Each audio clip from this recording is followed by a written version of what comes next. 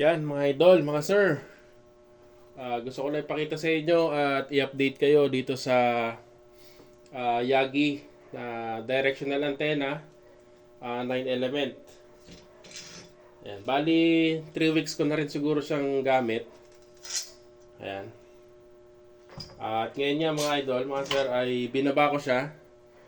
Kasi nagtaka ako, sobrang hina ng transmit niya. At pati yung receive. Yun nga, may problema pala. Kasi ginagamit ko to, paiba-iba ko ng ng location. Bali tinututok ko siya sa papuntang south. Minsan naman sa north. Yan, ikot ako ng ikot. Bali yung gamit ko kasi ay tubo lang. At yan, ito yung BNC niya. Dito pala ako nagka-problema. Kasi nilagyan ko ng electrical tape. Gada ikot ko nung tubo. Sumasama yung BNC ko. Bali natanggal siya. Lumuwag siya sa pagkalak. At yun nga, yung ground na lang ang nakadikit. Yung positive na polarity niya ay wala na. At yun. At sinamantala ko na din yung pagbaba ko. Nagkaroon ako ng maintenance. Ayan. Sinek ko yung mga element kung connected pa rin siya. At dapat naka-short siya sa lahat ng naka-short siya simula sa may gamma. Ayan. Simula dito sa gamma. Yan yung maliit na to. At yung tuning stub niya nakadikit dito sa drive-in. Yan, yung drive-in na yan mga idol ay connected dito sa boom. At yung boom na yan naka-short lahat ng element. Yan. Lahat ng element na yan simula yung director, yung director natin. Ayan, papunta dito sa drive-in hanggang reflector. Ayan, connected siya. At yun nga, akala ko may problema yung radyo ko. Pati yung power supply. Sinagad ko na yung voltage niya para mas malakas yung buga or yung power output ng radyo. Yung pala, nagka-problema lang ako sa BNC. Ayan, dito. Tsula naman, hindi naman talaga magiging issue. Ang problema lang ay lumuwag siya kasi nilagyan ko electrical tape.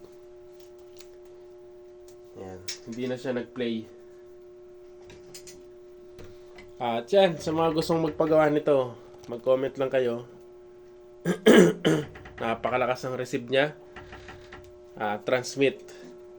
Kahit ang gamit lang ay ganito, yung baupeng. Yan. Ma-maximize mo talaga yung kanyang yung range. Yan, lobat. Yan, kahit ito, nasa 2 watts lang to mga idol, pero kaya nitong umabot hanggang 15 km. Sa receive naman, na subukan ko na hanggang 25 km sa receive, kaya nito kahit malayo. Or more than 25 km kaya pa. Yan. At ito yung baupeng, ito yung ginagamit ko dyan mga idol. Yan. Yan, papansin nyo, naka-BNC din ako dyan. Yan. Ang gamit natin sa RG58 ay yung BNC. Yan. Ito mga idol ay nasa 10 watts. Itong si UB25. Sobrang lakas nito pag ginamitan mo pa ng directional. At yan lang in-update ko dito sa directional to na 9 element. Yan. Sa gusto nito, mag-comment kayo dyan para magawan ko kayo. 9 element with gamma directional. At ito nilagyan ko siya ng clamp. Bali yung clamp ko ay galing lang to sa lumang globe na LTE. Pasensya na kayo mga idol, grabe pa rin sipon ko ngayon. At yan, napakagaan niya. Sobrang liliit lang na element.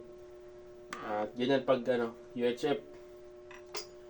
Frequency niya 420 MHz up to 435. Doon siya nakatune. SWR niya naman ay